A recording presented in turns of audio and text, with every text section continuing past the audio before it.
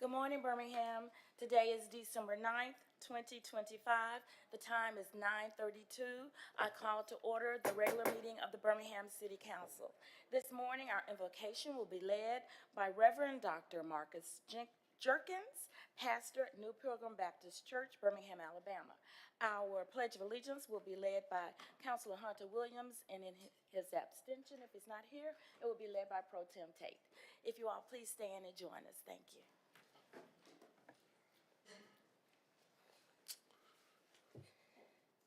Let us pray.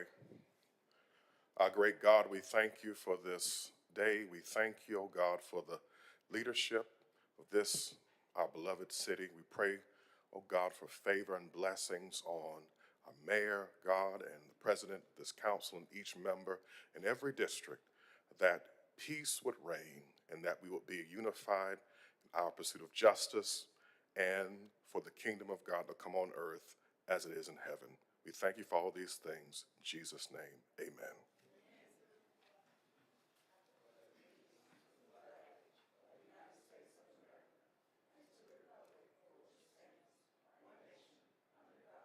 Indivisible, with liberty and justice for all. Thank you so much, Reverend Jerkins, for that prayer, and thank you, Pro Tem, for leading us in the Pledge of Allegiance. Good morning, Madam Clerk, if you'll call the roll.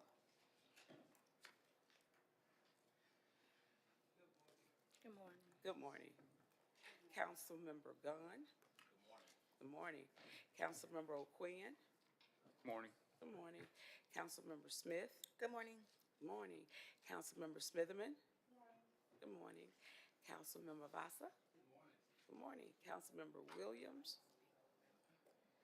Councilmember Woods. Council President Pro Tem Tate. Good morning. Good morning. And Council President Alexander. Good morning, thank you. At this time, councilors, I'd like to entertain a motion and a second for approval of the previous minutes from July 1, July 8th, July 15th, July 22nd, and July 29th, 2025. Okay.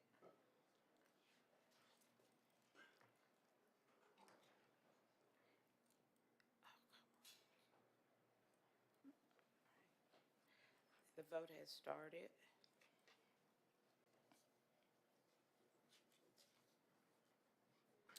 Mine isn't up, but I vote yes. Yeah. Okay. All right, thank you. Those minutes are approved. The minutes are not ready from the meetings of August 5th, 2025 and December 2nd, 2025. At this time, we'll entertain communications from the mayor. Chief? Good morning, Madam President. Good morning, Madam Pro Tem. Good morning to the members of the council, members of the public, all those under the sound of my voice. Madam President, there's no mayor's report today. Everybody have a great day. Thank you very much. Before we begin the consideration of the consent agenda, I'd like to read a statement of our conduct of business during our council meetings. All items designated as consent are routine and non-controversial and will be approved by one motion. All items on the consent agenda will be announced by reading the item number only. No separate discussion of these items will be permitted unless a council member or the mayor requests the item be removed from the consent agenda. Additionally, a citizen interested in addressing the council with respect to an item on the consent agenda designated for public hearing, that'll be with the PH, may request the item be removed from the consent agenda to hold the hearing on the item. Any items removed from the consent agenda will revert to its normal place on the agenda order of business. For remaining matters, all matters of permanent operation, and those are indicated with a capital P, will be read, and all public hearings with the PH will be announced. At this time, Madam Clerk, would you provide us with the items that are being considered for consent? Yes, ma'am. The consent agenda begins on page 2 with items 2, 3, 4, and 5.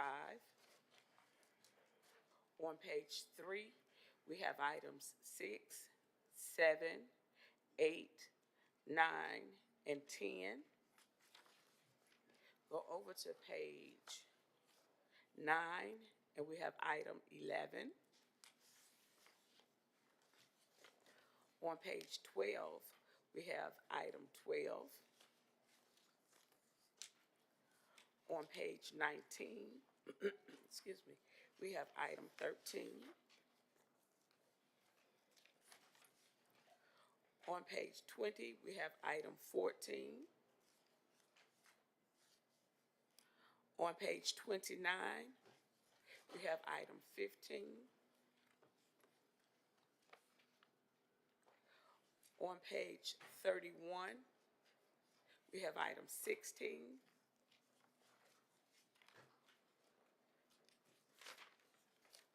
On page 42, we have item 17.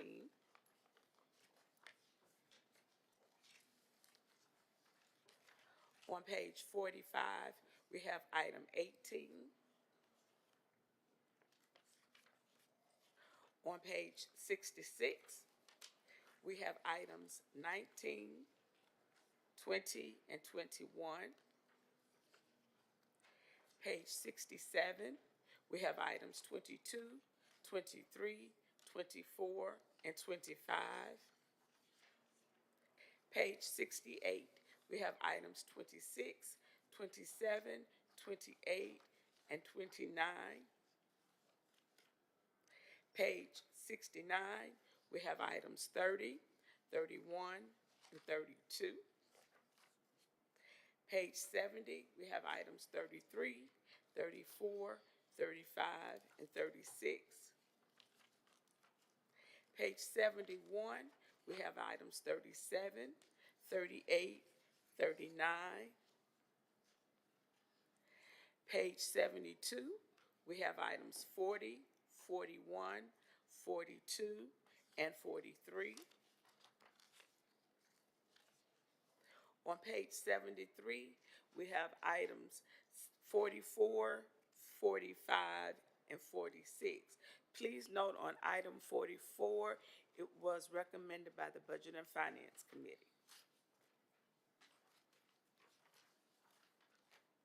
On page 74, we have item 49.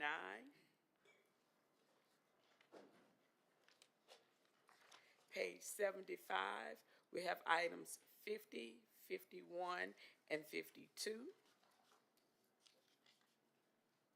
On page 76, we have items 53, 54, and 55. Please note on item 53, when it says that there is a city match of $50,000, there are no matching funds due from the city. So please scratch out that there's a city match of $50,000.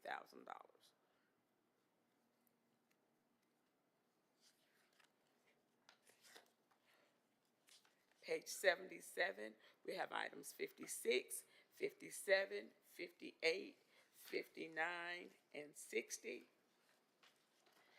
Page 78, we have items 61, 62, 63, 64, 65. Page 79, we have items 66, 67, 68. On page 80 is 69 at the very top. Also on page 80 is items 70, 71, 72, and 73. And when you go over to page 94, we have item 74, and that completes the consent agenda.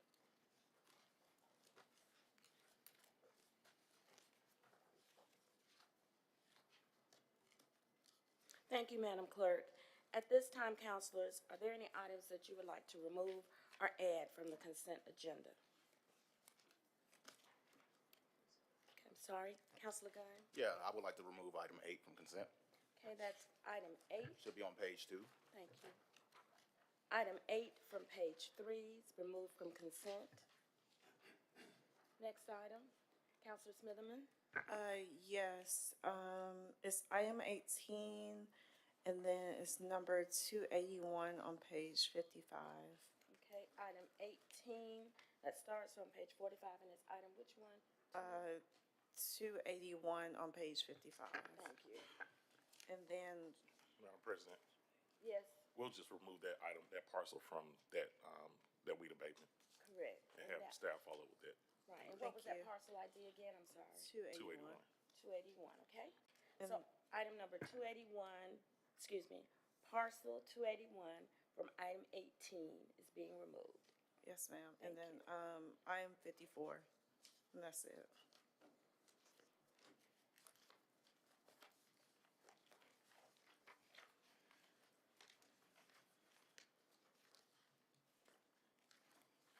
And item 54 on page 76. Yes, thank you. Thank you. Any others? Yes, sir, Counselor Woods? I'd like to add item 47.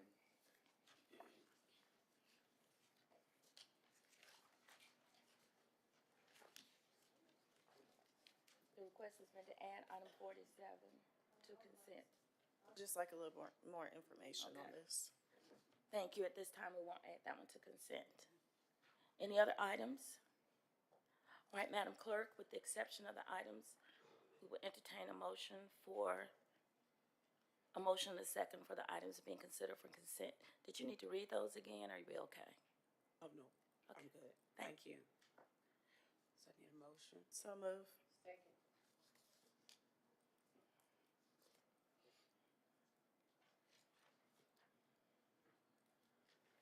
Okay, the vote has started.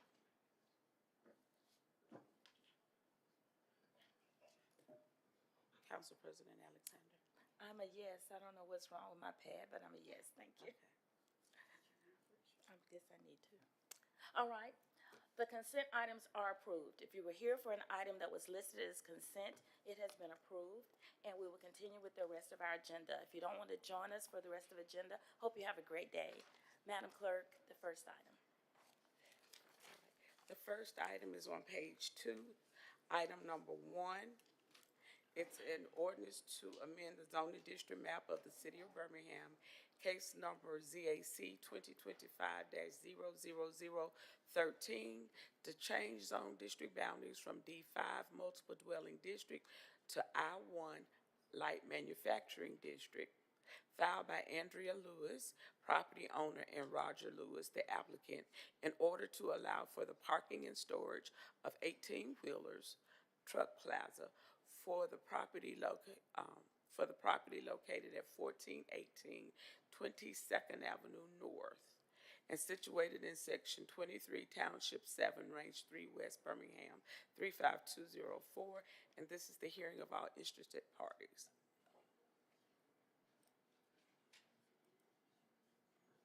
Okay, move the item, please.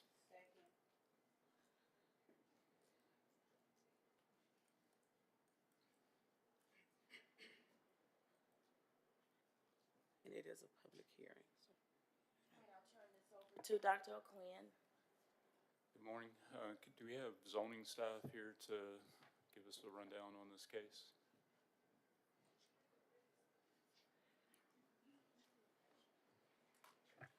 Yes, sir, Counselor O'Quinn. We should have staff from PEP coming in shortly.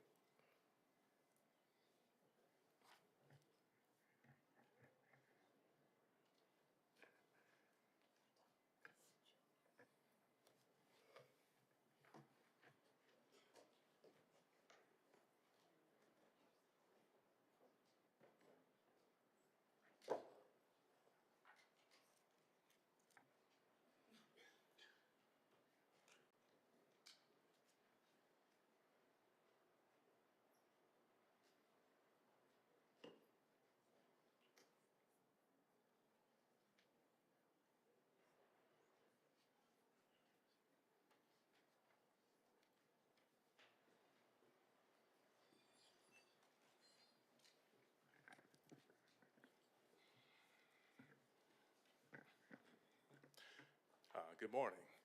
My name is Michael Ward. I serve as principal planner in the city's Planning, Engineering, and Permits Department.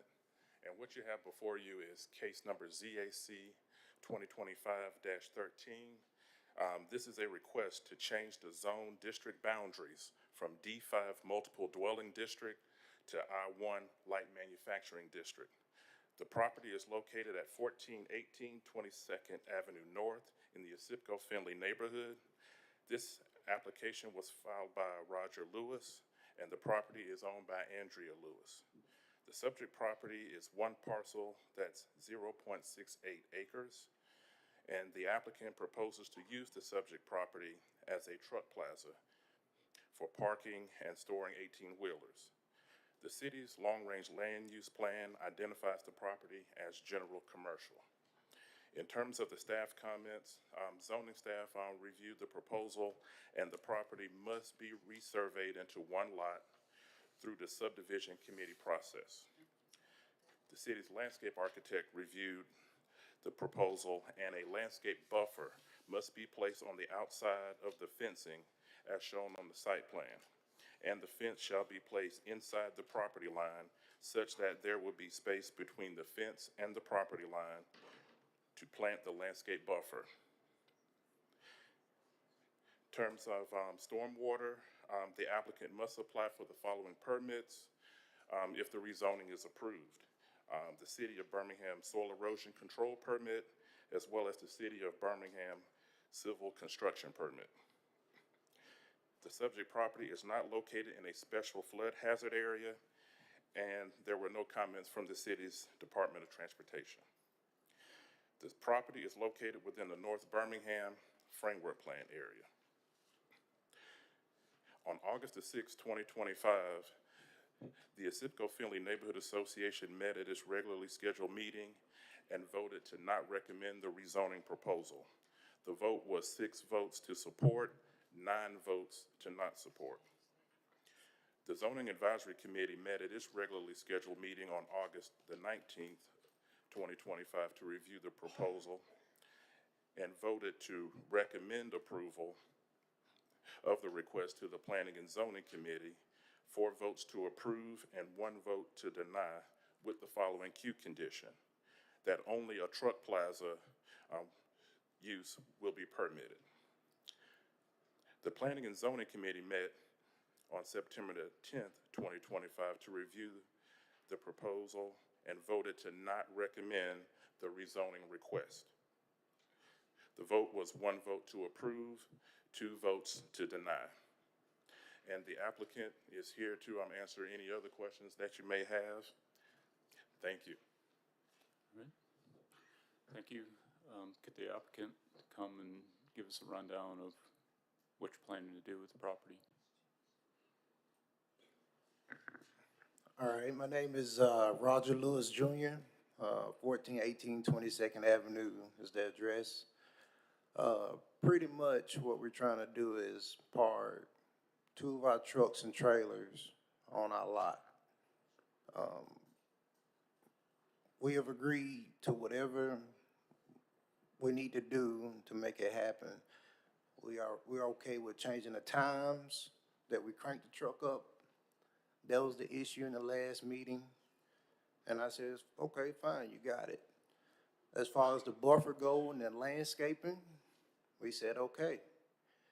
The biggest thing with the neighborhood meeting was it could be several other different things other than what I'm trying to do with it. We removed all of that. And I said, we're good. I don't understand the reason for the pushback, because on the same street that I'm on, you got a big trucking company called Deep South Freight. Finley Boulevard is a 6-lane thoroughfare, right? So you got Kenworth dealership right up the street. You got Amazon. You got Mill South. It's set up for trucking. You know what I mean? It's the same size as I-65 interstate. I'm not going through anybody's neighborhood to get to my lot.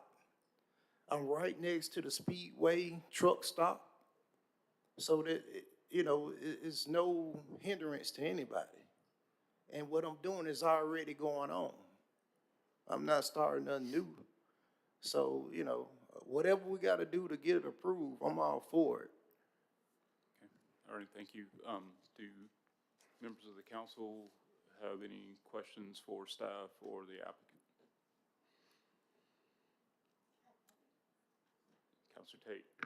Thank you, Mr. Chair. Mr. Lewis, have you saw the, truck parking rental place that's located in that corridor? Have you considered that? Cause it's like right behind I don't know what Kenworth. where is it located? It's behind the Circle K on Finley. It's a big trucking, parking, rental space there. Ms. Tate, the purpose of me purchasing the property was to be able to regulate my equipment from being damaged or have things stolen. This place is secured. But the thing is, it's not mine. It belongs to whoever, and they can have whoever and however go in there because it's theirs. I'm trying to do something where I can regulate what happens to my equipment because that's all I own, that's all I got.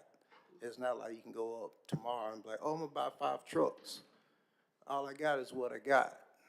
I understand that, but I do understand, you know, that area where it is a lot of, trucks there. It's a lot of service stations there that has trucks. Speedway does not allow truck parking. The Circle K does, but I do know that that lot that people park their trucks at is a secure 24-hour lot. It may be something you may want to consider. I understand, you do own that parcel, and I understand that. But I do understand the concerns of the people that I represent also, Right. for that area. Right, so that's the other thing, right? So we go through our application, you pay your application, this, that, and the third, right? I think that when a person does an application, the people who are involved that make a decision in the neighborhood meetings should get to know that person instead of looking at what it could be and what could happen and look at the negativity. All I seen was negativity and that came from the whole deal. Nobody talks about, oh, Mr. Lewis keeps his grass cut. Mr. Lewis don't have any paper in his yard. Nobody says that. It's all negative. We don't want it because it's not us doing it. That's what I've pretty much been taking from the whole experience. And it's sad because it's already going on. It's just so happened this time that it's happening, I happen to be a minority. And that's what's disgusting. Thank you. Any other questions? Counselor Smitherman? Well, it's more like a comment. I know during planning and zoning, there were concerns from the neighborhood about it. There were concerns about the noise, the amount of trucks that would be coming in and out of the neighborhood. And I know I think the neighborhood president here, I'm sure she'll come to talk. But I think that was a lot of our concerns during the committee meeting about this item. It wasn't anything else in particular. It was really about listening to the neighborhood. Okay. So this is a public hearing. Are there any members of the public that wish to comment? Yes, ma'am. You guys can come to the front, and when you come to the lectern, please state your name and address, and you'll have 3 minutes. Thank you. Good morning, everyone. Happy holidays to you. My name is Anna Brown. I am the chair of the North Birmingham Framework Committee. And I would like to address 2 issues that were said before. This property is about 3 blocks away from Speedway. Speedway is on the other side of 16th Street. The main reason he's talking about people don't want it, you're right next to a residential area. This property is zoned residential. And after suffering over 100 years of pollution in the North Birmingham area, we deserve to have places where we could live without a lot of noise, without a lot of pollution, air, soil, everything that we're dealing with. It ain't nothing personal against him or anybody else. But the point of it is that we should be fighting to save our residential areas. This area, most of those houses there have been there since the 1920s because this was one of the few areas in Birmingham that black people were allowed to live at that time. So you have houses all around there. There are other properties, and I want to thank you, Councilor Tate, because that was a good suggestion to move where the other trucks are, and you can sit there, not at someone's back door. That is what we're fighting for. And when you have a city this size that has lost the population that it has already, we need to do what we can to keep the families here. Most of those properties there are generational properties. People moved in the 1920, and you got relatives that are still there that own those properties. So we've got to protect our residential areas, and we're asking you to support what the Planning and Zoning Committee agreed with, and do not support this project because it's not the right place for it. And I thank you. All right, thank you. Next speaker, please.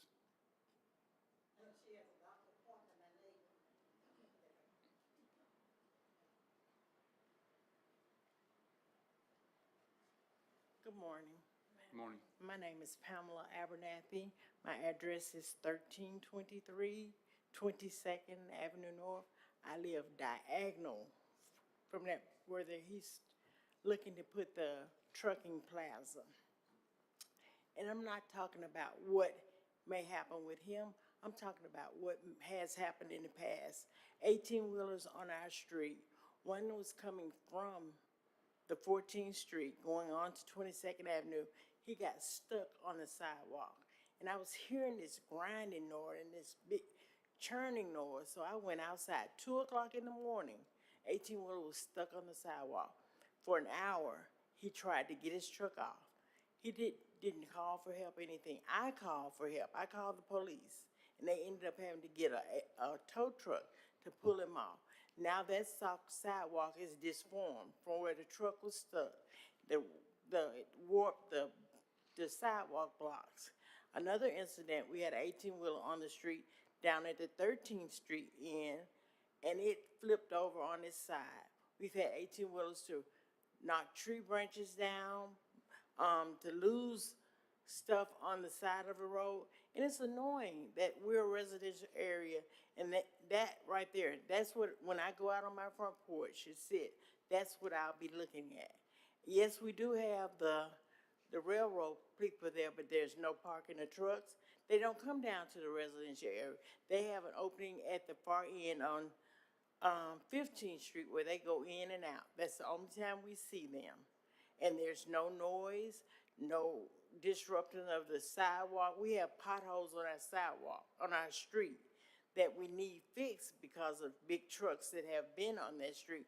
We have had a problem with big trucks from Jordan.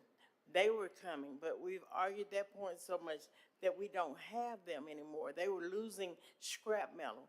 And with other people, him bringing his trucks, we have people that are pulling wagons and garbage cans. They're looking for scrap. So they're going to go where they think something is. We've had a problem with a vacant lot next to us. No house, no nothing. People were out there pulling the rods out the fence to go sell them for scrap. You know, we already have the problem with Jordan, and everybody's looking for something that they can sell to get a little cash. And I just, you know, it's a residential area, and I think it should remain a residential area. You know, for the sake of the people that live there, we have quite a few elderly people that live there. You know, I live with my mom. That's my home house. I moved back in with my mom. And she enjoys sitting out on the street, being on the porch, being able to see Finley Boulevard. So from now on, if that's there, she got to look at bushes if they're kept up. They may not be kept up because the railroad put trees and stuff for the beautification. But I wish y'all could see it now. Trees have fallen.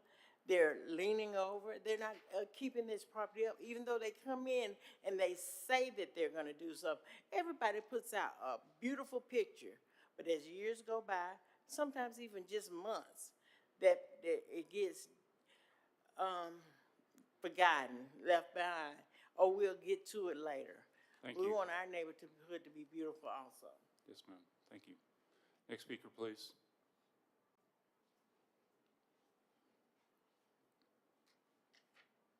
Good morning. My name is Deborah Clark, and I'm here to oppose putting the trucking facility there. I own property at 1314 22nd Avenue North, and that is generational property for me. On that street, we have a church that would be just across the street from where he is talking about. Since it's zoned as residential, I think that we would be setting a strange precedence if people can come in neighborhoods that are zoned residential, they buy property, and then they decide that they are going to put something that is commercial in that neighborhood, that's a very strange precedence. There are children in the neighborhood, there are elderly people in the neighborhood, we maintain our properties in the neighborhood, and I'm very against that being in the neighborhood. Thank you. Thank you. Next speaker, please.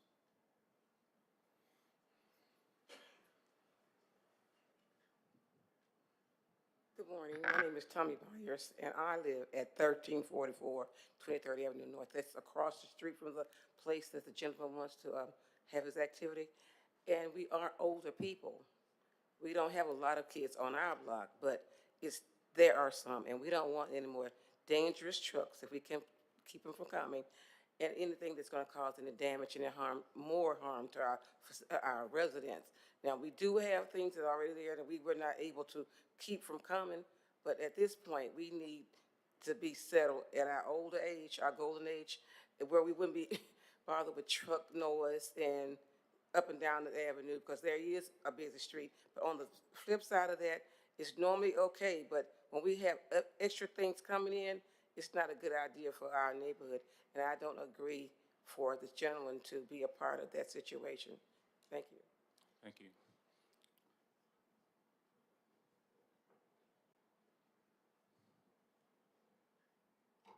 Morning.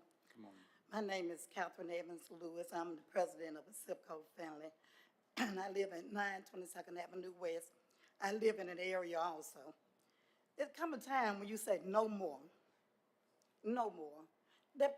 I asked Mr. Lewis, I said, why would you buy a residential property if you wanted it to be industrial? We have so much going on and we don't need anymore. It is, like you say, and I was going to say that also, across the street from a church. And then when you talk about 18-wheelers, I'm having that problem on my street. We have people that was on, like I'm on the CPAP machine. Those trucks come, we be without power. We be without home phone for 8 days every time. They get stuck in there and they can't get out. The roads are messed up. So we are going through a lot. So I ask you all, please don't let that come over. And it's nothing against him. He came to the neighborhood meeting. He said one truck. It's a plaza. Plaza means more than one. So, and like my neighbor was saying, she's sick, her mom is sick, and that is right by her. And I'm sure this church don't want it because you have to bag out and in. And so it's just a lot going on in that area. I have been, you all know about Jordan Recycling. They claimed they was gonna put trees up for boundaries. They hadn't done that. It'd be like, I have pictures I can show you all, like a sandstorm over there. We having to endure with that. And then now another company I think have bought Jordan, and it's more, they're burning metal. So we going through that. When you change stuff to industrial, this man can, if he ever leave, or if Jordan, he been going around asking people about their property, and he can put a metal over there, burning metal. We can't breathe. My neighbor called me the other day, and she said she has asthma, and she was talking about, she said the scent and everything and the burning is messing with her asthma. This is her home. She has remodeled her home. And we have homes in the area. We have a house on, I think it's 17th Street and I think was 17th Street, well, it's between 20 Avenue, I think, built from the ground. And so a lot of our neighbors will have remodeled their homes. They have added on. And so we wanted residential. But some of my church members, I go to Mount Hebron Baptist Church, in this area that he want, they live there. They have passed on now, but they live there. So yeah, we don't want that. And I just hope you all, for zip code friendly, so that we can grow. And so it's no more, like when he was saying, Amazon and Speedway, like Speedway, like you were saying, they don't have their trucks out there. And the car dealership is down. We had to get on him about the cars, which he was selling cars. And then he had them where you almost got hit. A lot of people almost got hit. So I just hope, hope you all vote against it. I don't want it. The neighbors don't want it. We said no more. Please help us where our neighborhood can grow and we get more homes, which we are getting. We got homes that are selling now for over $100,000. Thank you. Okay. Next speaker, please.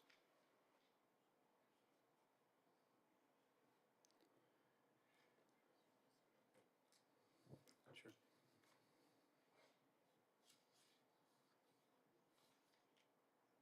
1418 22nd Avenue North, 3 Birmingham, Alabama, 3504. My name is Andrea Lewis. True enough, there are trucks, there are other companies that are in the area. However, when you go to homes such as Miss Pam, that first person that spoke, right behind her home are several train tracks. So there is always some kind of noise. Forever they have been dealing with air pollution. Air pollution, you got 6 lanes, you got a Simcoe, you have Jordan, and as Ms. Catherine mentioned, there have been companies that have been burning. So yes. So as far as the plaza piece of it goes, the dimensions of the property will only allow 2. That's it. When you put the buffer in, no more than 2. According to the implications that were given from city council, from the city, not city council, from the city, the name plaza developed because it's more than 1. But there are only 2 that the property will house. That's all it can hold. So when you think about even the Speedway, the property is here, and the Speedway is here. So we're talking about the next block or so. There's a piece that's like a wedge, and then there's the Speedway. So the developments are already in place, so it's not going to bring any more noise. It's not going to bring any more pollution than what's being dealt with.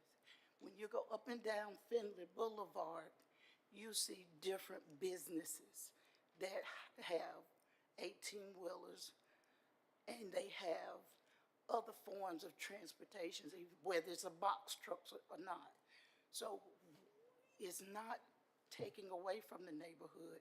And as Ms. Pam mentioned to me when I spoke with her, she thought that someone else was keeping the property cut. I said, no, ma'am, we're doing that. And she says, well, the church is parking over there. That's fine. We're not using it. Let them park. But my thing is, it's not going to hamper or cause any harm than what's already going on. The dynamics will not change. And it's it's proper to want to use what you have, especially since you own it. Thank you for your time. Okay, thank you. All right, Councilor Smith. I just have a really quick question for the applicant. Where are you currently storing your trucks?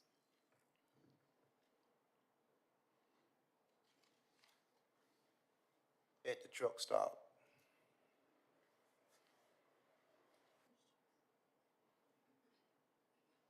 Okay.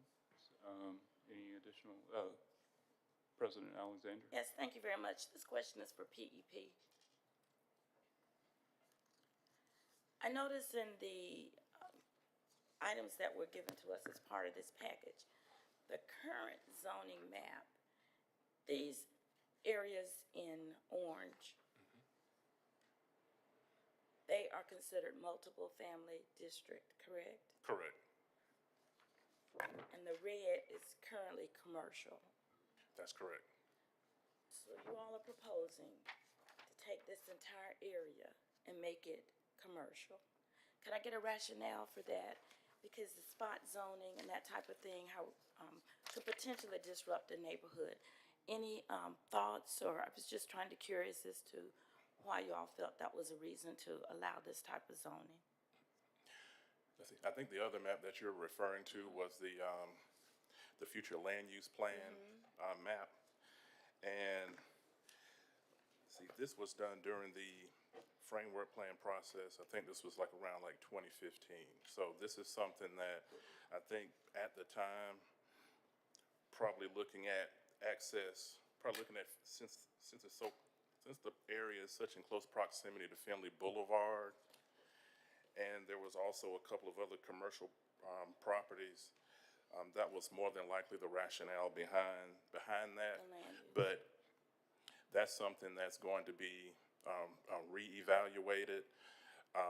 Like we hope to, to do this starting next year, to kind of go back through some of our framework plans that have been adopted, like say 10, 11 years ago, and then look at updating the future land use plan. All right, thank you. Thank you. And I just wanted to say this is very close to home there, so thank you. That's my only question. Okay, I think that's all of our speakers. I'll turn it back over to you, President Alexander. All right, thank you. At this time, councilors, we are ready to entertain a vote unless you have any other questions. All right, Mr. Clerk, if you'll call for the vote. Okay, voting should be open.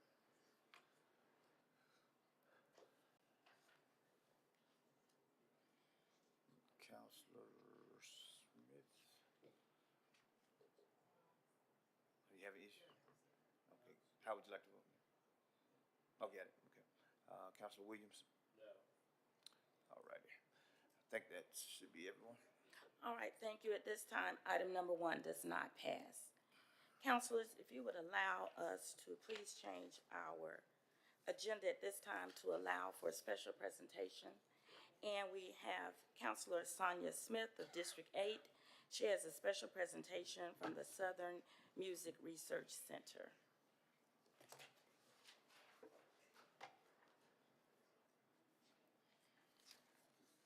All right, good morning. We have a very brief presentation by Bergen Matthews of the Southern Music Research Center, where he will share some of the exciting things that are happening. You might hear him on Saturday afternoons on NPR with his very informative and educational and interesting radio show. Well, thank you, Councilor Smith, for inviting me. Thank you to all members of the City Council for this opportunity to say a few words about the Southern Music Research Center. My name is Bergen Matthews. I'm the Executive Director of the Southern Music Research Center. We're a 501c3 nonprofit here in Birmingham, devoted to documenting and preserving and promoting the many musical histories, traditions, communities, expressions, and experiences of the American South, with a particular emphasis on the state of Alabama and our organization's hometown of Birmingham. I know I won't have time to say all the things that I want to say today, so I've given you all a handout, and there are extra copies of this handout for anybody else who wants to learn more about what we've been up to here in Birmingham.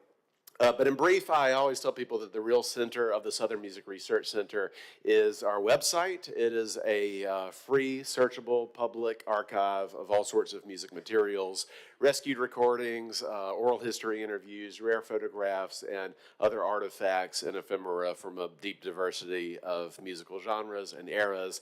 This handout indicates just a handful of the work that we've been doing in Birmingham and the materials that you can access from Birmingham Music in the Archive. Beginning with some material related to the music of the Civil Rights Movement, we've got a number of interviews with foot soldiers, singers and song leaders from the Birmingham movement reflecting on the music that fueled the movement. We also worked recently with the three daughters of Reverend Fred and Reby Shuttlesworth to document the musical legacy of that civil rights family. I think people know the Shuttlesworth civil rights legacy, but maybe don't know so much about the role that music played in that family. We've also got a wealth of materials related to Birmingham's jazz history, which is a deep and influential and I think far too unsung tradition. A lot of material that I accumulated over the years working on a book published in 2023 called Magic City, How the Birmingham Jazz Tradition Shaped the Sound of America. A lot of those research materials are available to the public on the site, along with an extensive collection of oral history interviews with Dr. Frank Adams, longtime Bush Hills resident, beloved local educator and musician, and if anybody knew Doc Adams, a phenomenal storyteller. So you can stream hours of his voice sharing some of those stories of Birmingham's musical history and history writ large, from Tuxedo Junction to Sun Ra, the cosmic band leader from Birmingham, and all sorts of other local history. We've also got more than 30 hours of streaming music recorded on the stage at Gibbs Place, the kind of beloved, iconic Bessemer Duke joint. And I've also indicated here one of our recent projects, a collaboration with the family of Marvin Williams, brother of Paul Williams of the Temptations, the son of Rufus Williams, who was a founding member of the Inslee Jubilee Singers. And we collaborated with that family to preserve some of their musical legacy. As this note says, this is just a sampling. We've got Birmingham punk rock, Birmingham hip hop, bluegrass, Sacred Heart music, and much more. Two things that I would like to be sure to say: that beyond the archives, a lot of our activities in this area.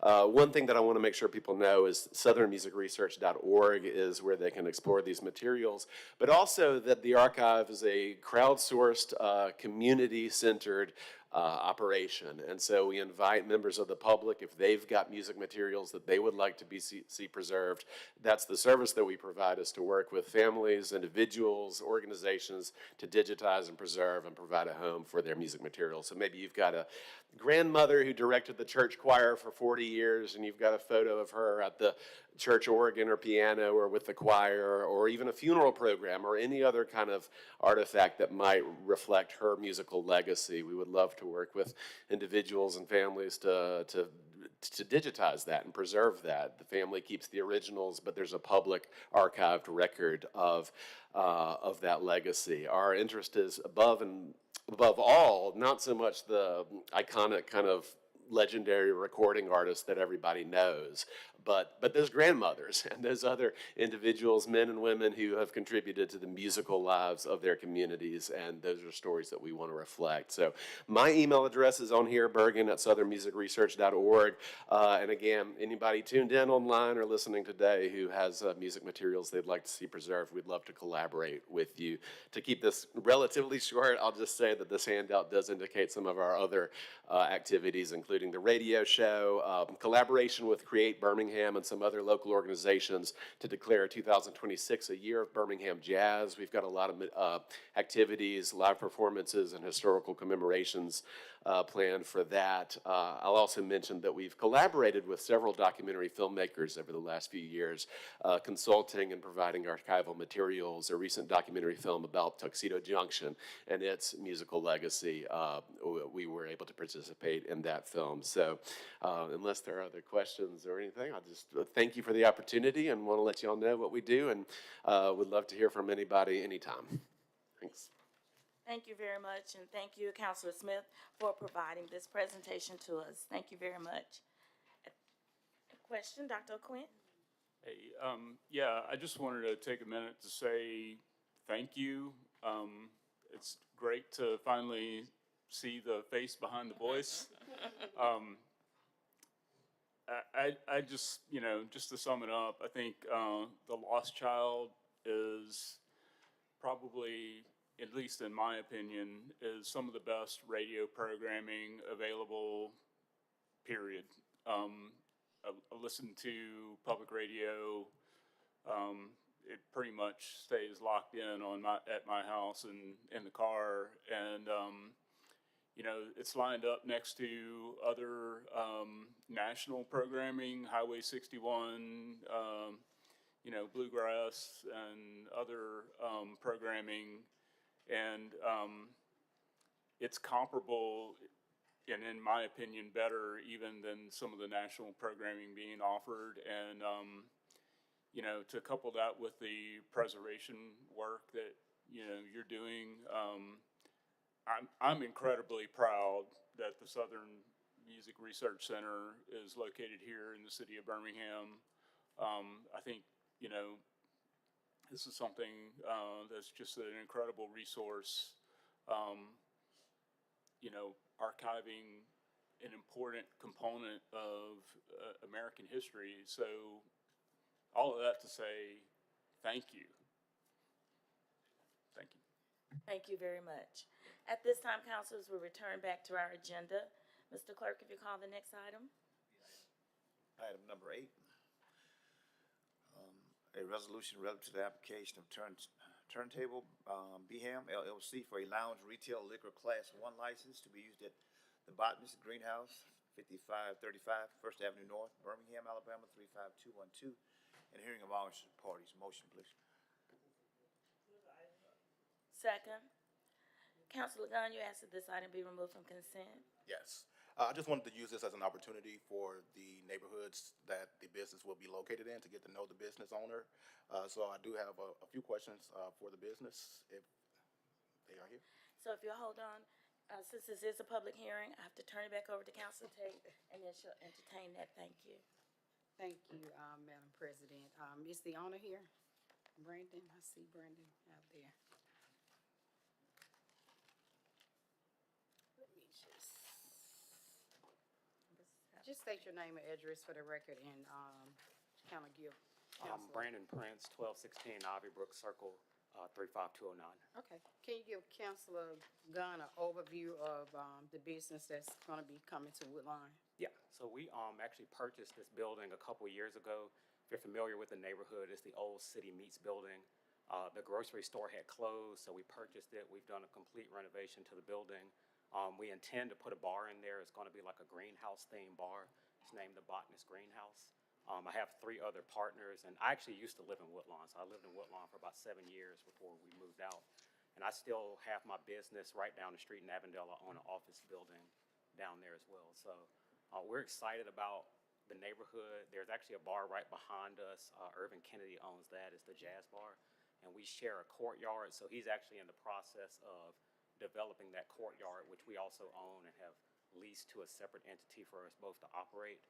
So we want to have a courtyard there. It's going to have a stage, and we'll have our bar, his bar, and there's a few other entities in the neighborhood. But we're, proud of the way the neighborhood's been developing over the last decade. We're excited about future growth and happy to answer any other questions you all have. And if you can kind of elaborate on your business hours and your public safety plan, but I do want to say this for the record, that you did present to the Woodlawn neighborhood on 11/10. 5 were in attendance, 5 supported. The applicant has previously received a unanimous vote of support and has maintained a close and transparent dialogue with the applicant. So this is what the neighborhood is saying, Councilor Dunn. So if you can kind of highlight your public safety plan for Councilor Gunn and also your hours of operation. So as far as hours of operations, we're going to be open Wednesday through Sunday. Wednesday through Thursday, we will be open, I want to say from about 3 o'clock till midnight. From Thursday through Saturday, we will be open from noon until 2 a.m. And then on Sunday, we will be open from noon until 10 p.m. As far as public safety, we intend to have our security cameras connected to the Birmingham system, and we also intend to use off-duty officers as our security. Okay. Councilor Gunn. Those are all the questions that I have. I'm so excited for your business to open up in Woodlawn. If you need anything from my office in terms of support, let me know. Absolutely. All right, thank you. Thank you, Councilor Gunn. Turn it back over to you, Madam President. Thank you. All right, thank you. Thank you, sir. Thank you, Madam Pro Tem and Councilor Gunn. At this time, if there are no other questions, then we'll entertain the vote. Podium should be open. She did ask for public speaks.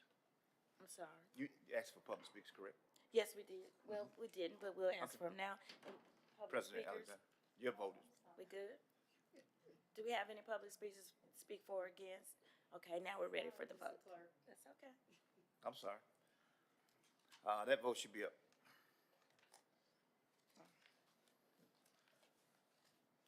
All right. Item 8 passes. Thank you very much. Look forward to that new business coming to Woodline. Thank you. Next item. Should be item 47. A resolution approving and authorizing the mayor to execute a bold program agreement with Bridge International doing business as The Link. Through the bold funding program to implement a hands-on workforce development and career exploration program at The Link Birmingham, the Bridge International Entrepreneur and Training Center for Dislocated Workers, Disadvantaged Residents, and Entrepreneurs in Birmingham to equip participants with practical skills and training that lead to entry-level positions or enhanced skills in high-demand trades such as HVAC, electrical work, building, maintenance, plumbing, and related fields for a term of 12 months for an amount not to exceed $140,172.16. Motion, please. Second. Very much. This item was a part of the BOLD funding program that was presented to us several weeks ago. At this time, administration, if you could give us more information about this particular project. Yes, ma'am, Madam President. Ms. Mo Shorts from our Office of Innovation and Economic Opportunity will come in and speak to the item.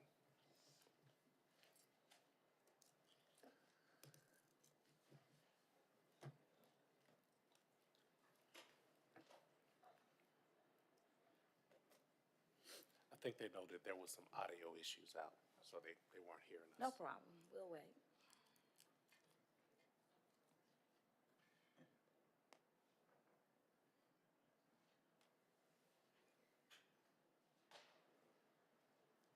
Good morning, Ms. Shorts. Good morning. Mo Shorts, serve as the Senior Program Manager for the Office of Business Diversity and Opportunity.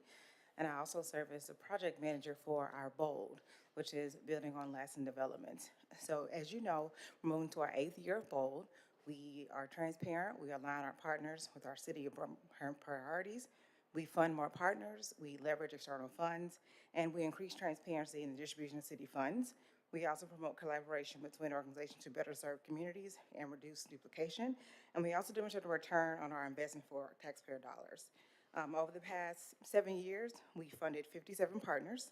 We've made a total capital investment of $15.2 million.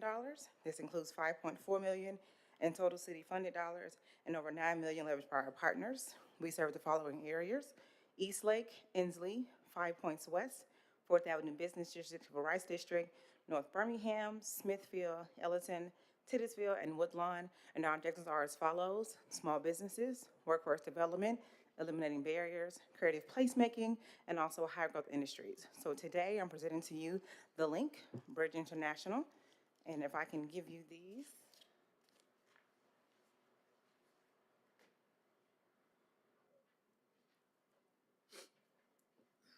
The Link's bold objective is workforce development. They are an entrepreneur and training center founded by the nonprofit The Bridge International.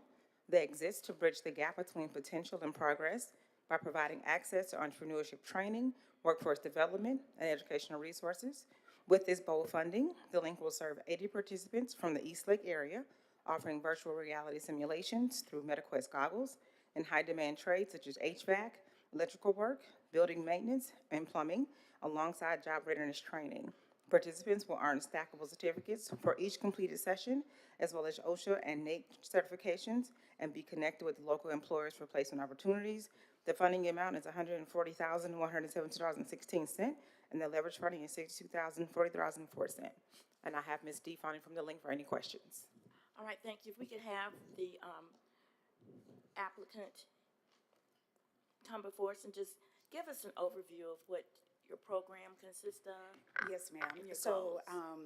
we will, with the BOLD grant, we are here to provide workforce development training. We're super excited about it because of our partnerships that will also help with enhancing the training that we provide. We will have partnership with Jeff State, AIDT, and in addition, we're one of the few nonprofit organizations that will offer Home Builders Association certificate as well. And your primary audience will be? Our primary audience would be those who are unemployed, underemployed, those who are seeking to enhance their current job skills as well. All right. Counselors, do you have any questions? Okay, who wants to start first? Counselor O'Quinn? Yes, where will you guys be located? Yeah, we're located at 525 Huffman Road. We're located right next door to Huffman Middle School. Okay. So I see it's serving participants primarily from the East Lake area. Will you be working with some of the other organizations that are based in East Lake? That's right. We'll be partnering with other organizations in East Lake. One of our primary partnerships would be Eli Thrive. Okay. Thank you. Other questions? Counselor Smitherman? Yes, Madam President, it's good to see you again. I know you presented in front of Budget and Finance probably like a month or so ago. Can you talk about the virtual reality part? I know we discussed that this wasn't the only form of internship, that they would work beside an actual mechanic or electrician, et cetera. Can you expand into that? Yeah. So in a lot of career fields, they are using VR Play in order to provide students and participants with more of the hands-on training. In addition to the VR Play, we will also have strategic partnership for those programs that need the actual equipment. That's where AIDT and Jeff State comes in for us. Okay. I think that's all of my questions for now. Any other questions? Counselor Pro Tem? Thank you, Madam President. Are you familiar with Tamika Holmes, CCDN Network? I'm sorry, I can't hear Community you. Care Development Network, Tamika Holmes? Oh, yes. Mhm. Okay, so she, I'm just gonna suggest that I think Oh, she yeah. would be a great partner, because I Love know her. she has the Inspire program that does workforce development. Curious to know, like, you got these high level, Havoc, electrical, building maintenance, plumbing. I think that when we did have an opportunity to speak with you, I did kind of make a suggestion that you reach out to your trades, your unions. There's a union rep here, he's gone now, Joe Okay. Davis was just here. So it's a big old plant on East Lake Boulevard that has like plumbing, electrical, and so what I'm just curious to know, so this is more of a theory part. People will be coming for the theory part, but where would the actual training, when they go out for the real hands-on training? Yes, so that's where our partnerships come in, because we also have like job placement, and so we're partnering with a lot of small business owners to provide that hands-on training and work alongside. Okay, but definitely, this is just a suggestion to you. Please do not skip on our trade. Oh, absolutely. International Brothers of Electrical, you have several trade, and we want people to really take advantage of that. Oh, absolutely. We totally believe in this program. We're not the first to do this program. This is something that's already been implemented by major companies already. VR Play is found in, you'll be surprised, it's even in nursing. So it's in a lot of career fields that's helping to enhance the quality of work. Well, I'm just, being a former, going to nursing school, I remember doing my theory and then clinicals, hand-on, Yeah. going in the hospital, learning how to speak, learning how to start an IV. I just don't want people to not educate young people or people going into this field that this is something you can truly bypass, because it can really come back to bite people if they really don't have the credentials of what they need to succeed. Oh, So absolutely. definitely tying into your I just cannot stress enough. We got union people here that are willing and able to take these young people under their wing and give them the best training, that they, you know, that they deserve. And so I do know Tamika Home does some extravagant work out there on that east side. So Yes. glad to know that you know her, and definitely please tie into her. And if we need to give you some information about these skilled labor facilities, we would be glad to give them to you. Yes, ma'am. I look forward to a partnership because I feel like we all have one goal, is to help the city of Birmingham residents to improve their income, their quality of life. So I'm here to partner with whomever's necessary in order for us to meet our goals. Thank you. You're Thank welcome. you, Madam Pro Tem. Councilor Woods? Thank you, Madam President. Do want to thank you. I have great appreciation for y'all's creativity and solving problems that we see in the community. Y'all have been a strong asset in the terms of breathing life back into some empty buildings. I think y'all have done a great job there. I think workforce development is important. I'm somebody who grew up on construction job sites from, I won't say the age because I probably wasn't supposed to be out there, but you know, just being able to learn trades and things like that. Always have a skill I can go back to. Yes. If politics don't work out. But just being able to introduce people to some of these lucrative opportunities, you need as many like gateways as possible. And so you're never going to walk in the door anywhere and be at the top of the food chain. So you've got to learn.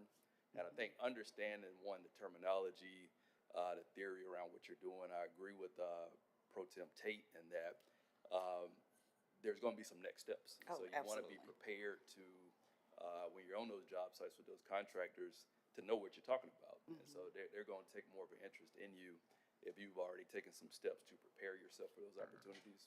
So I'm excited about that. I think we do have to kind of meet this next generation where they are. And so, you know, it is what it is, kind of that digital, virtual things or ways to get them into the pathway. Yeah. And then we can really push them and support them. I think some of the other organizations you mentioned just do a good job surrounding people with that. There's a lot of other people that can help them take those next steps, but just getting them engaged, I think we all know, like some of these trades it's not enough people going into those spaces.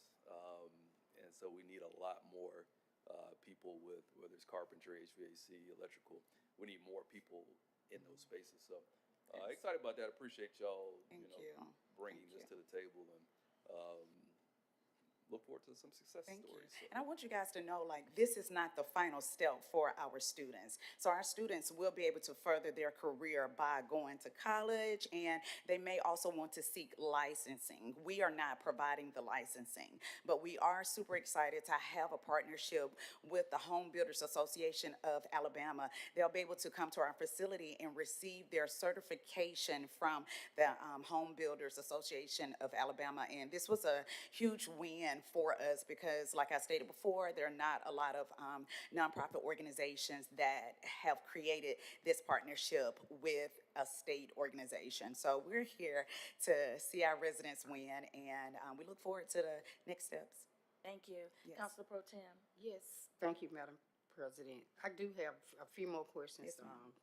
Ms. Fonby. Are you gonna be providing like stipends for like transportation or like females are getting into construction trades, you know, for childcare? Yes, yes, and we're excited about that. We do have, we'll be able to provide support through the BOLD grant. Okay. So we're And excited then I about just that. got another little suggestion, like. Yes, the ma'am. I'm taking all Strive suggestions. I wish you would Strive call me. Birmingham is an organization that's really helping people that are system impacted, Okay. with a program. What's the name of it? Strive. Oh, Strive, yes. Strive Birmingham. Qui Entry Fryer is the executive director of that organization. So they really lean in helping people that have been system impacted. So hopefully your program will open this segue Yes. up for those as well. And I'm gonna tell them you recommended me. I'm gonna drop your name. All right. And then if you do come to the best side, which is the north side, Yes, the ma'am. Salvation Army with Jahan Quinn would be a great partner. They have a big space over there if you ever decide to come on that side and teach on that side. But just, if you get the information, we'll be glad to, put it out and share it out.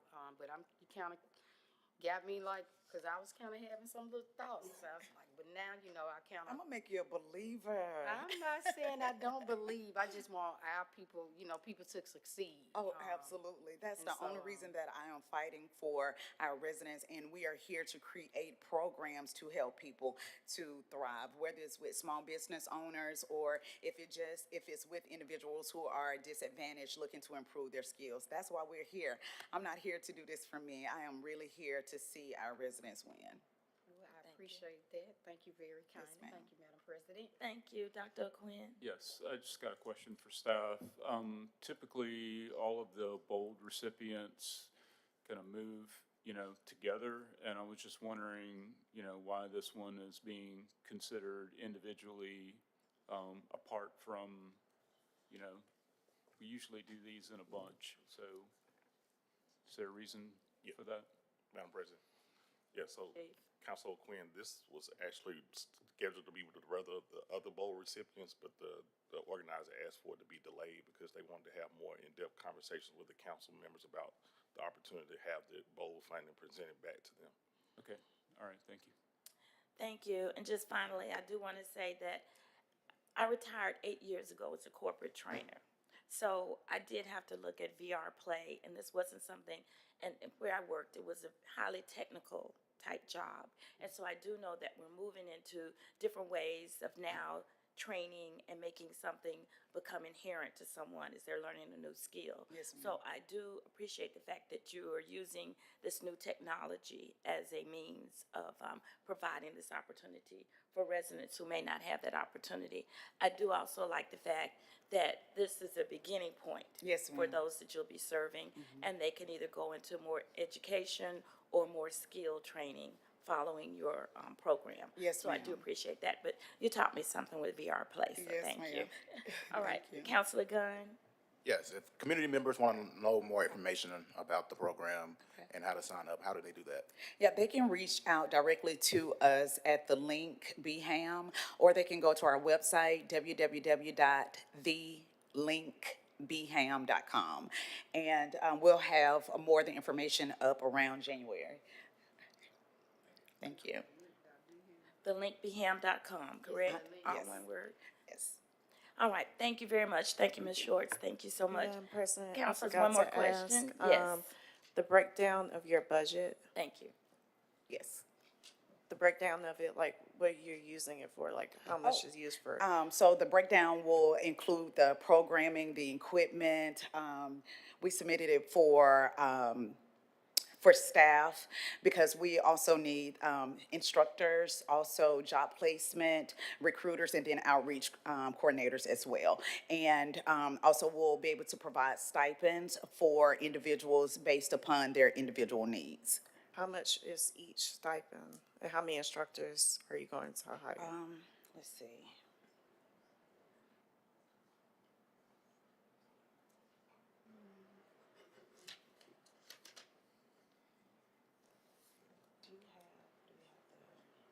I don't have the budget breakdown with me, but it was something that we submitted to the bowl grant team.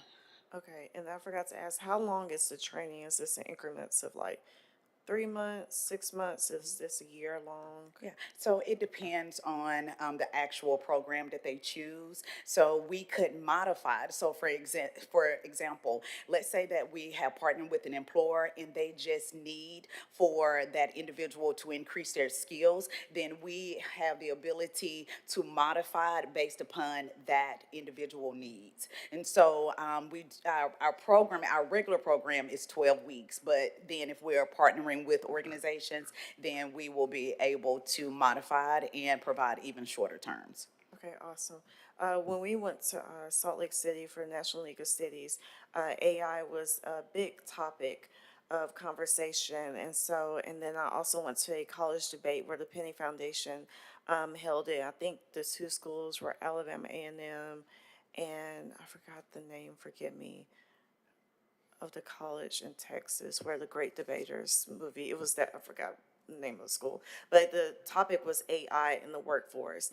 And if, if AI was a positive thing moving forward. And so I think they end up winning the team that was the pro for it, and that just shows how important it is to have people comfortable with using AI because that's the future. I actually love to see how a course Oh, is you and will do be it amazed. myself.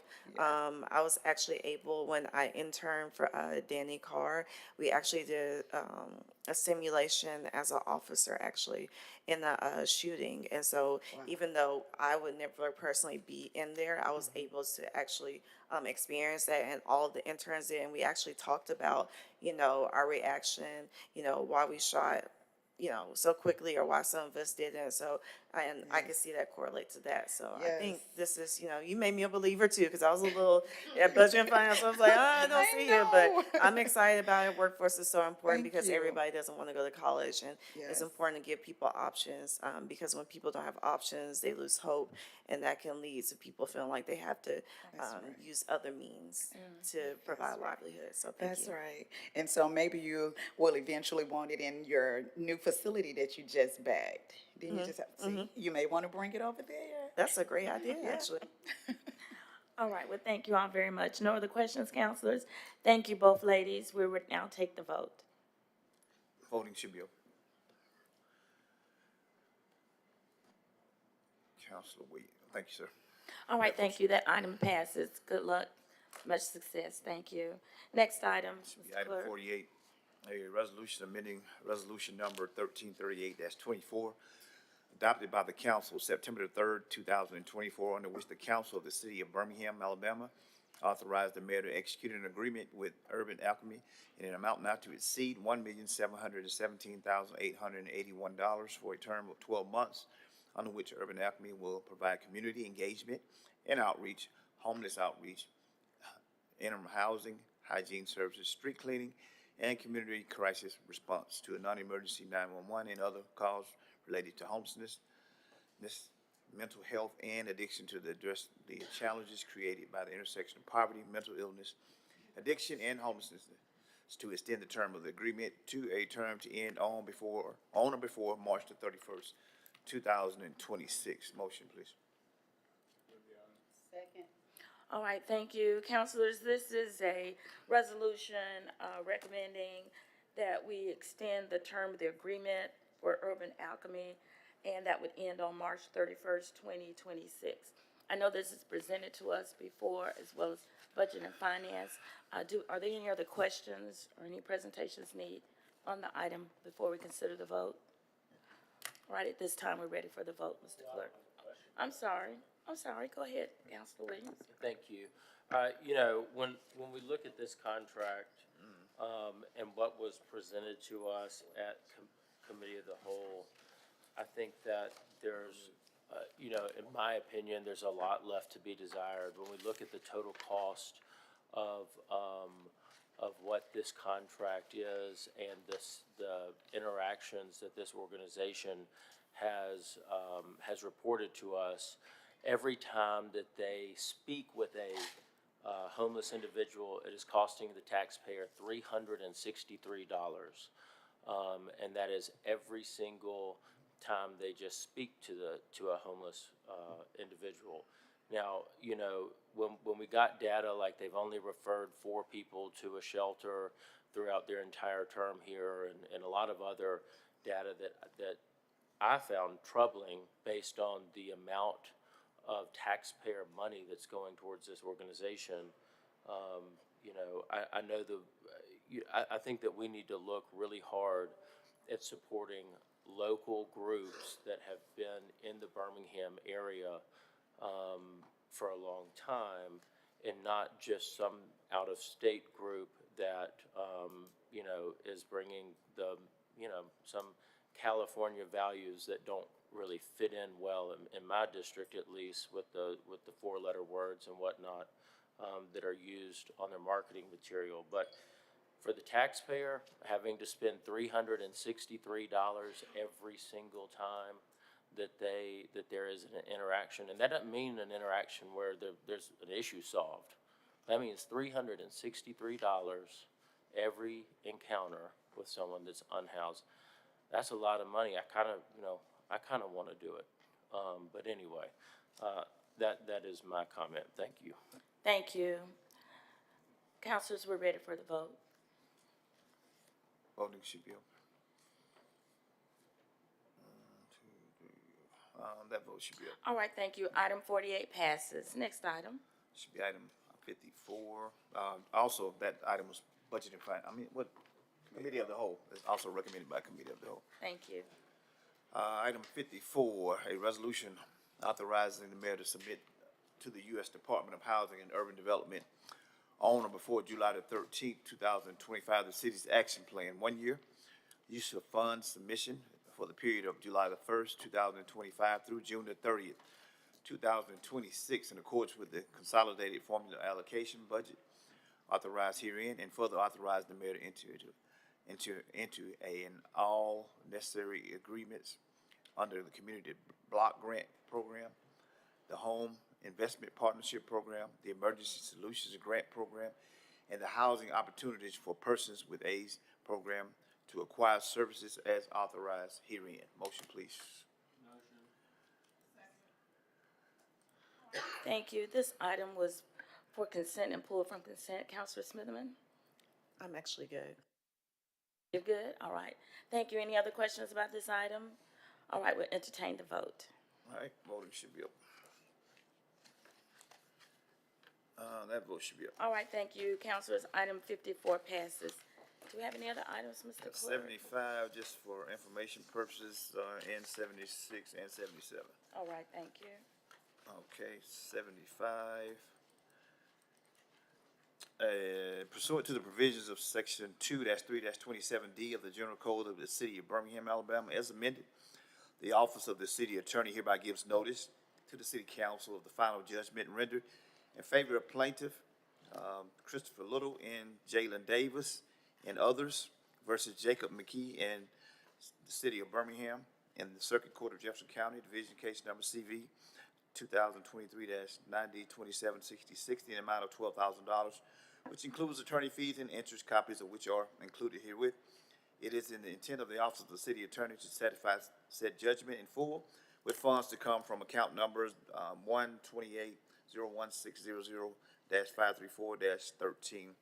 And then item 76, pursuant to the provisions of Section 2-3-27D of the General Code of the City of Birmingham, Alabama, as amended, the Office of the City Attorney gives notice to the City Council of the final judgment rendered in favor of plaintiff Christian Little and Jalen Davis and others versus Jacob McKee and City of Birmingham in the Circuit Court of Jefferson County, Birmingham Division, Case Number CV 23-902766, in the amount of $13,500, which includes attorney fees and interest, copies of which are included herewith.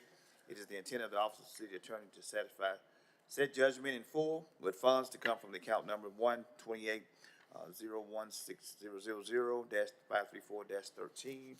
And item 77, pursuant to the provisions of Section 2-3-27D of the General Code of the City of Birmingham, Alabama, as amended, the Office of the City Attorney hereby gives notice to the City Council of the final judgment rendered in favor of plaintiff Justin Stallworth versus City of Birmingham in the Circuit Court of Jefferson County, case number CV 2020-902385, in the amount of $54,325.34, which includes attorney fees and interest, copies of which are included herewith. It is the intent of the Office of the City Attorney to satisfy said judgment in full, with funds to come from account number 128-01600-534-13. Thank you, Mr. Clerk. And again, those items 75, 76, and 77 were for our information. They don't require a vote. All right, at this time, do we have any other items, Mr. Clerk? I think we're at that point.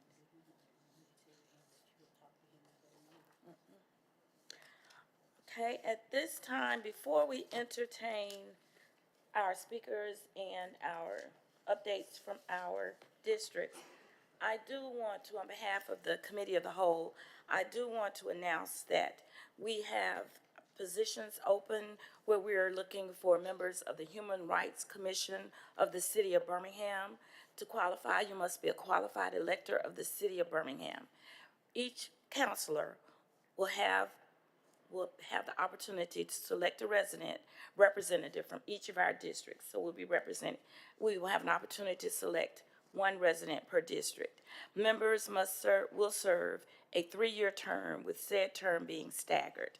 We're opening the application process from December 9th through December 16th to 5 p.m. on December 16th. If you want to apply, and you would have to indicate what district you're from, you would apply at www.birmingham.gov/boards-and-agencies. You'll select the Human Rights Commission of the City of Birmingham option, select apply, and then follow the steps. If you have any questions or you want to send letters of interest, you can send those to Lozea, lozea.brown@birminghamal.gov. And Mr. Coleman, I don't want to put you on the spot, but if you could just come up and give the counselors just some information about the Human Rights Commission and how this applies to the city of Birmingham. Thank you. Madam President, can you email that to us? Yes, I will. Thank you. Thank you. Great, thank you, Council. Josh Coleman, I serve as Director of Public Affairs.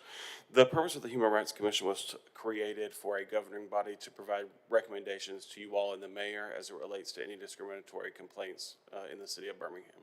All right, thank you very much. And again, we have the opportunity, we will select for each of our districts, but we're opening this up so that any residents that might want to be considered, they can apply through your office. And we will get this information out to you. Thank you very much. At this time, we'll entertain updates from each of our districts. How about I start with you, Councilor Smith? Are you ready? All right, so no neighborhood meetings, but our neighborhoods are continuing their holiday celebrations. So this week, we have several events. Starting this evening, Bellevue Heights is having their holiday social at 6 p.m. at Brown Elementary School. Rising West Princeton and Tuxedo are both having their holiday socials this upcoming Friday, December 12th, and both of those are from 6 p.m. to 9 p.m. Bush Hills is having a holiday social on Saturday from 3 to 5 in the green space, and Inslee Highlands is having a holiday social on December 13th, that same Saturday from 6 to 8 at Renew Birmingham. So 2 other events that are taking place. One is the Word Up event hosted by the Flourish. So the Flourish is one of our bold recipients, and they are having their Word Up poetry contest for students. The contest portion of the event starts at 7 p.m., and that's at the Birmingham Public Library main branch. And the 5 Points West Library is hosting their annual holiday open house on December 16th at 4 p.m. Thank you. Thank you very much. Councilor Gunn. Yes, just a couple of announcements. Last week, me and my colleague, Council Pro Tem Tate, had an opportunity to make a major milestone in the Caraway development. So I want to thank her for her leadership in getting that project up and running, and I know it will impact the North Side community tremendously. So I've received a lot of positive feedback from community members about that project, so I'm super excited about that. I want to give a huge shout out to the Woodlawn United and hosting a wonderful Christmas tree lighting that we had this past Saturday. It was a festival for the community. We had food, fun, and fellowship. So thank you for that. Next up, the Roebuck Neighborhood Association will have their neighborhood association meeting on December the 15th, and their holiday social will be on Sunday, December the 14th from 3:30 p.m. to 6 p.m. At the Gabriella Manor. And upcoming neighborhood association meeting, the Kilo Springs Neighborhood Association meeting is canceled for tonight. Northeast Lake is tonight at 6 p.m. at the Southern Museum of Flight. Penfield Park is tonight at 6 p.m. at Brownsville Heights Community Center. And that concludes my announcements. Thank you very much. Councilor Woods? Thank you, Madam President. We normally have a little bit more distance between us before I repeat something, but the Kilo Springs Neighborhood Association is canceled for tonight. There is no meeting tonight. And lastly, the partnership that we have with the Birmingham Library over at Old Springville Road Library Branch. We'll be having holiday photos with Santa and the Winter Wonderland open house. So great opportunity for families, youth to come out, just have a good time as we begin to get ourselves into the Christmas spirit. That event is from 5 to 7, And like I said, just inviting everybody out. A great time will be had in District 1. Thank you. Thank you so much, Councilor O'Quinn. Yes, thank you, Madam President. In District 5, the Central City Neighborhood Association will host a holiday gathering in place of its monthly neighborhood meeting. That'll occur Monday, December 16th at 6 p.m. at the veranda at Park Place. That's 2200 2nd Street North in the Park Place development downtown. In other events, we invite District 5 residents and friends to the annual District 5 Holiday Brunch and Resource Fair on Friday, December 12th from 10 a.m. to 1 p.m. And this will be happening at the Harris Homes Gym located at 600 Brussels Circle. We will honor our seniors with a special pageant and crowning the Mr. and Mrs. or Mr. and Miss Senior District 5. Please contact our office at 205-254-2679 for additional information or if your organization would like to participate. The Birmingham Public Library will host its annual holiday open house on Tuesday, December 16th from 12 p.m. to 2 p.m. at the Downtown Central Library. The afternoon will include live performances from musical performances, creative crafts, complimentary refreshments. So explore a new holiday-themed art exhibition featuring sculptures from the Nutcracker and enjoy family-friendly celebration that brings our community together for the holiday season. And lastly, or next to last, the Pepper Place, the final market of the season will happen this Saturday from 7 to 12 p.m. at Pepper Place. They'll have a break before they restart for the spring. And finally, I want to congratulate one of the District 5 team members, Miriam Ahmed, who will be graduating next weekend with her master's in public administration. So congratulations, Miriam. All right. All right. Yes, thank you. Thank you very much, Councilor Vasa. Thank you, Madam President. All right, so folks, just a couple of announcements. We have had a great response for our online survey on the Southern Framework Plan. We will keep the survey open through this Friday. Please visit our Facebook page for more information and be on the lookout for additional surveys on more topics beginning in January. And secondly, the Birmingham Zoo is thrilled to announce the return of its holiday tradition, Glow Wild, an animal lantern celebration. Our family will be going there very soon, so excited about that. It's going to continue on select nights through January 4th. And a great mention, Birmingham Homes and Garden just named Glow Wild one of the top holiday escapes across the Southeast. That's great. This concludes my announcements. Thank you. Thank you very much. Councilor Smitherman? Thank you, Madam President. As far as neighborhood meetings, the South Titusville neighborhood will meet today at 5:30 p.m. At Holy Family, they will be having their holiday party. The Arlington West End neighborhood will meet today at 6 p.m. They will have their holiday party in partnership with the West End Library. It's a lot of fun. They have an MC, good food, music, carols, all of that. And then Oakwood Place neighborhood will have their holiday social on this Thursday, I believe, at 1 o'clock. Let me verify. Yes, it's this Thursday at 1 o'clock at Harrison Park Recreation Center. And also Titusville Library Branch will have their holiday party tomorrow from 3 to 4:30 as well. Then we will be having our first Christmas event. This will be a Christmas food box giveaway in partnership with New Hope. We're giving out 100 boxes. That will be this Saturday at New Hope, starting at 10 a.m. First come, first served basis. Must be able to get it on site. And then lastly, I do know we have some activists in the audience, and so I did want to acknowledge them and the work that they do. Don't want to really get into it much, but I know there are members of the community that have concerns about some of the things that have happened with BPD. I just would also just like there to be an update, just in general for the public. And I know the mayor has worked on this. The police department being trained to deal with the mentally ill and disabled, and continue to work with the community. Also, just giving just an update with the for the public on non-punitive resources for the youth and low income. Just doing a better job of spreading that information, because I know there's good work that is being done.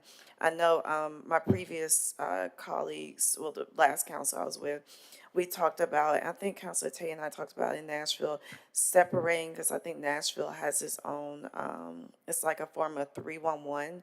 You can actually call for mental health crisis. So that would be directed to mental health counselors instead of the police. So helping to separate those calls, and I just empathize with all the lives that were lost this year to any violence, including Jamal Williams and Vanessa Racklin. So I just want to just publicly acknowledge that. I know council leadership is working and administration, but just a public acknowledgement. So thank you, Madam President. Thank you, Councilor Smitherman. Councilor Williams? Thank you. Roebuck Springs neighborhood will be Thursday, December the 11th at 7 o'clock at New Beginnings Church, and Economic Development Tourism will be December the 16th. If you have any submissions, please get those to india.bailey@birminghamal.gov by Thursday. Thank you. Thank you, Madam Pro Tem. Thank you, Madam President. I just want to echo what Councilor Smitherman said. I do see Mr. Hall, in the audience, and so we did receive, the letter that you guys sent over. Anytime life is lost, it's a tragedy for all, so we don't want people to think that nobody, is cares or not paying attention to the things. And I think I do want to highlight this. District 9 donated ARPA dollars to assist anybody who needed free mental health counseling in District 9. So I do want to, even expand that beyond District 9. So if you guys know anybody that need mental health counseling, I know Councilor Smitherman partnered with the Black Women's Mental Health Institution, Dr. Nadia Richardson Johnson. I would be glad to get that information out to everybody. So please, ma'am, sirs, if you know people that are suffering with mental health illnesses, please, ma'am and sirs, refer people to these free services. And, want to continue to work with the organizations that are working to reduce, violence in the city. OAA, you have the Urban League, and how do we come together as a collective and move the needle to make our communities more safer. It's just gonna take some work, so we just, looking, to, have those conversations and making sure we are moving in a robust way to make sure that we do what we need to do when it comes to, the safety of communities and the safety of people, and getting the people the services that they need. So these are my announcements, Madam President. Hooper City Neighborhood Association Christmas party will be held on Thursday, December the 11th at 6 p.m. at the Hooper City Rec Center. The next public safety meeting will be held today at 1 o'clock right here in the chamber.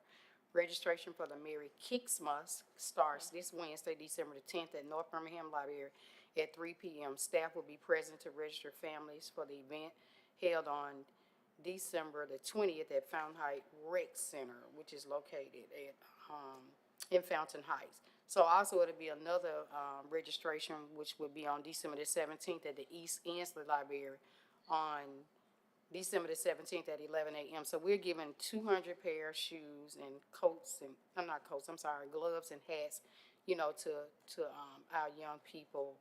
And the ages are infants to 18, and the sizes are 2C to 15. So if you're a District 9 resident, please register to get, these free shoes. I just felt compelled, to give people, some shoes, some things that they need that's sustainable, that, that's going to keep their little feet warm. And so also, it's a free virtual training for suicide prevention. It's Thursday, December the 11th from 6 to 8, sponsored by District 9 and Black Women's Mental Health. So you can go to register for these. You can go to www.bw8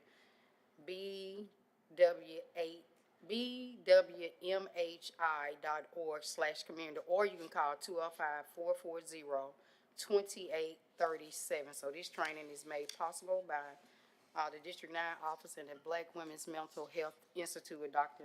Nadia Richardson Johnson. So really thank her and all the good work that they do.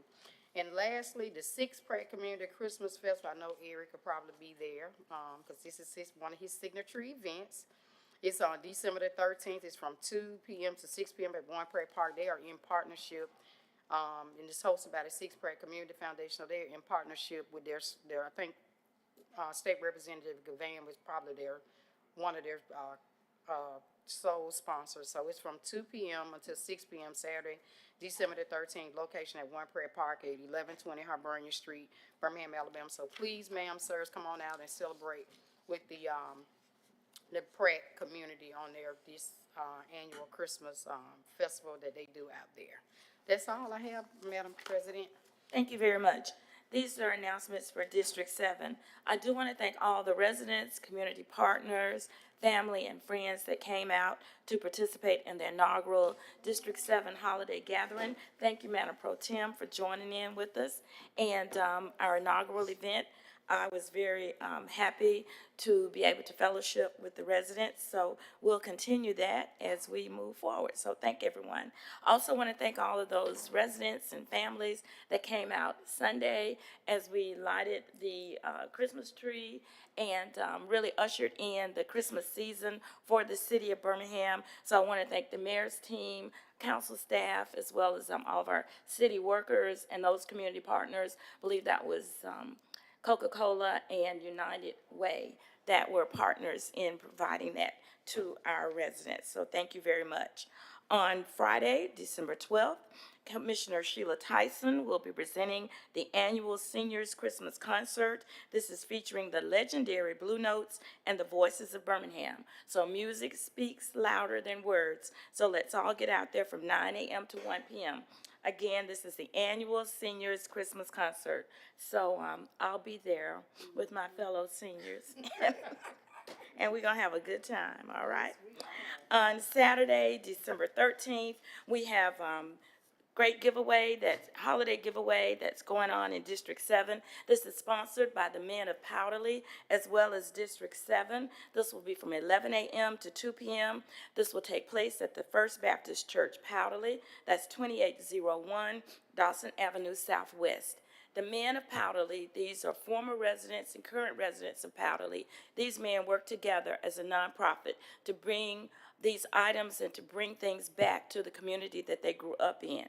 Some of the giveaways will include bikes, coats, toys, books, socks, fruits, snacks, and more. Children must be accompanied by a parent in order to be able to get the gifts that will be given away. So we want everyone to get in the holiday spirit in District 7 and join us again with the men of Powderly. That's Saturday from 11 a.m. to 2 p.m. Later that afternoon, the Community First Birmingham, the Southwest Alliance Association, along with the Hopewell Senior Center, along with District 7 and other community partners, will be presenting the Southwest Alliance Association's annual Southwest Holiday Festival. That will be from 1 to 4 p.m. We'll start out at the Hopewell Baptist Church. We have a full afternoon of holiday fun for the whole family. There is a parade that is included in this, so we all have a great time, and there'll be headlining the Winona High School Marching Dragons. I don't remember how to do the Dragon Strut, but maybe I'll be able to get out there and work with them this year. I always enjoy that. We're going to see what we can do. All right.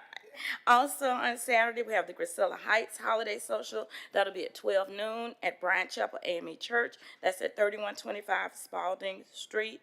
Then the Tarpley City neighborhood will have their holiday social. That's at 6 p.m. on Saturday at the Mirador Center, and that's at 4560 Park Avenue Southwest.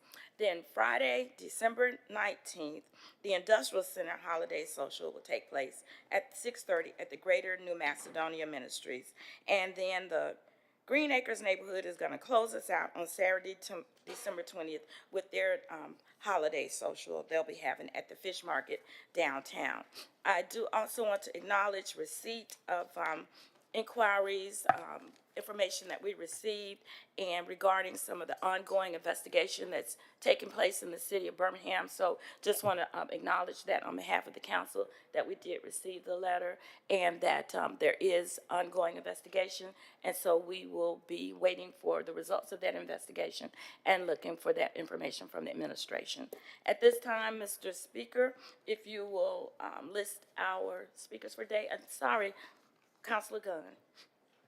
Thank you, Madam President. I have one additional announcement. Men of Praise will be having their annual dinner at the Encore Theater and Gallery on Friday, December the 12th.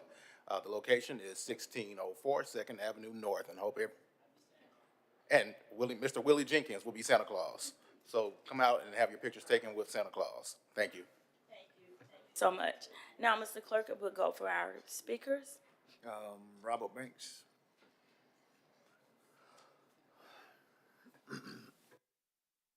Thanks as you come forward. Just to remind you that we have 3 minutes to entertain comments that you have for the council. And if you introduce yourself, I know we know who you are, but give us your name and address. Thank you so much. My name is Robert Banks, and my address is the west side of Ensley. All right. Good morning, council. That's a good morning for some, not a good morning for the residents of Bush Hills, unfortunately. There's been another murder and shooting over there at 6 o'clock a.m., Afghanistan. As you can see on my shirt, it says Murder Ham. That's what our city has become, just that, Murder Ham. In 1979, I'm quite familiar, y'all know y'all history, what happened in Kingston Projects in 1979. Her name was Benita Collier, and it was 20 years old. She was killed by Birmingham police. Now, let's fast forward. It's 2025. We still got the same thing going on in Kingston Projects. Black person killed by the police. Now, appreciate the city and the mayor and the chief for trying to show some type of transparency, but did it really show? I know we can't blame the police for everything, but what kind of programs are we really putting in besides locking people up on weekend for guns? Because many guns that they take off the street, they still right back on the street, and the people are the one pulling the trigger. Now, we had 80 homicides as of this morning. Now, some of y'all would say, well, this crime has decreased. Murders has decreased. 80 murders don't sound like a decrease to me. From 138, okay, we got 40 or 50 some people that ain't killed, but guess what? The year ain't over yet. So what are we gonna do? What kind of programs are we gonna really put in? Do we really wanna see the youth strive and survive on just one side of 65, or we gonna get both sides of 65 will it thrive? Are we gonna keep bringing poverty, or we gonna blame ourselves? Because from the looks of it, ain't none of it working right now. And if we killing each other and the police killing us too, it take 1.5 seconds. That's all it take. 1.5 seconds to determine the choice that you can make. So what are we really gonna do, Birmingham? Thank you, Mr. Banks. Next speaker. Jessica, is it Forbus? Jessica Forbus.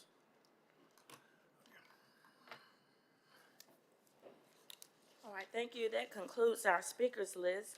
I do want to thank our officers on duty today. I know your names, but I guess I can't find the sheet of paper. Here we go, Pinkert and Officer Square. Thank you all so much for serving and serving with us today. At this time, councilors, thank you. All in favor, please say aye. Aye. Thank you. We are adjourned. Thank you. 5, 4, 3, 2, 1.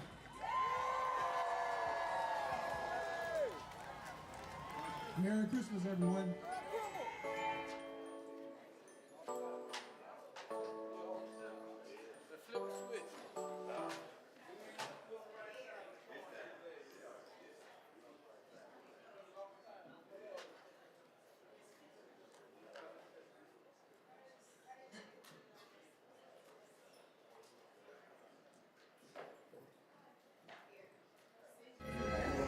Santa cutie, and fill my stocking with the dew. I'm excited to be here at Lawson State Community College, right in the heart of District 7. We are here this evening for our District 7 holiday gathering. I'm so excited to have so many residents, neighborhood leaders, we have other elected officials and our community partners as we gather to celebrate the holidays. The holidays are so meaningful to us here in District 7, and I'm just glad to have this opportunity to fellowship, have a little fun and laughter with our residents. It has really been a pleasure to work with each of you. I want to thank you all for the service that you provide. You're always willing and able to do anything that the District 7 office asks of you. And I just want to tell you, each of you mean so much to me.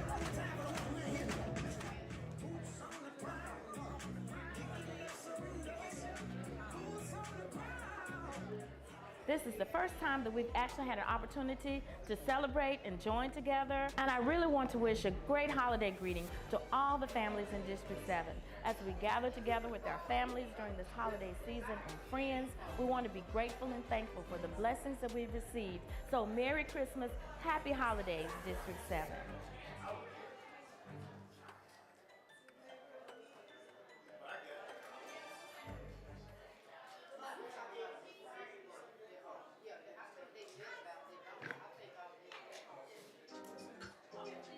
So today we are at Birmingham Health Foods in Central Park, and we're here because Birmingham Health Foods is opening up a partnership with Nurse Grocer to have a space here in our health food store. So we have fresh fruit, fresh produce, we have some prepared meals that are here, grab-and-go style meals for individuals coming through and just wanting something really fast and healthy so they can eat. So we're here to help launch this new and exciting venture for Birmingham Health Foods. Nourish Grocer is an urban micro-grocer designed to make it convenient to eat healthy in the neighborhood. And what makes us really different is that we have an immersive educational experience while you shop. So we help to educate what's kidney friendly. A lot of chronic illness issues and people struggle to understand, like, what can I eat? And so we make it easy to navigate the shelves and flag, and our team is here to help people navigate the shelves. We only carry what we want people to eat. And so that makes it sort of a yes store, allowing people just to enjoy, learn, and do good for themselves and make better choices. We are here today because we have actually put together a combination. It's a soup made from the fresh produce and the vegetables here. I guess also I want people to know about the classes that take place here. Bama Foods does a really good job of having sessions that talk about pain management, that talk about alternatives to what you can eat to help you with gut health, help you with whatever ailments and common ailments in the Black community. Looking at addressing the health concerns that we have from a nutritional standpoint and how we can address those more holistically than by just taking a bunch of medicine. So I think it's important for people to know that there are classes that happen here at Bama Health Foods practically every week. As Bama Health Foods, we say we nourish lives, and certainly supplements, education, we've had food before, but really pulling it together as food as medicine and giving access. We believe everyone is worthy of good health, and we believe that people need access to the things that really nourish them, as well as the education. Our grocery stores are few and far between for us, so just having some place that puts a lot of thought into having healthy prepared foods is really good. That's one thing I'm most impressed with here are the prepared foods. I wasn't expecting that. So seeing that and knowing that I can pop in real fast and get me something to go, and it's going to be healthy, it's going to be filling, and it's going to be good for me is really superb and something that we need to have.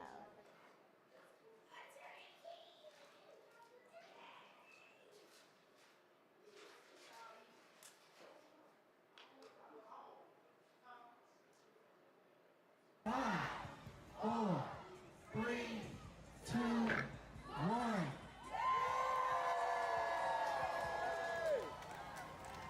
Merry Christmas, everyone.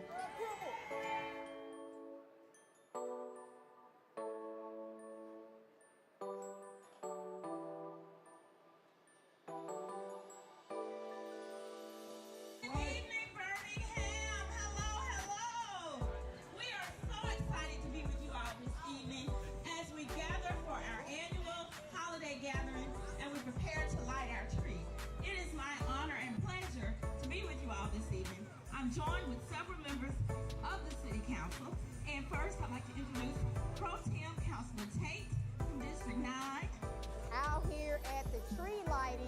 Wishing everybody a safe Merry Christmas with your family. Happy New Year. Enjoy all the good foods. I'm joined by my colleagues, the mayor, and a lot of Birmingham citizens out here today on Short 20th Street. Well, happy holidays. Peace, blessings, and love.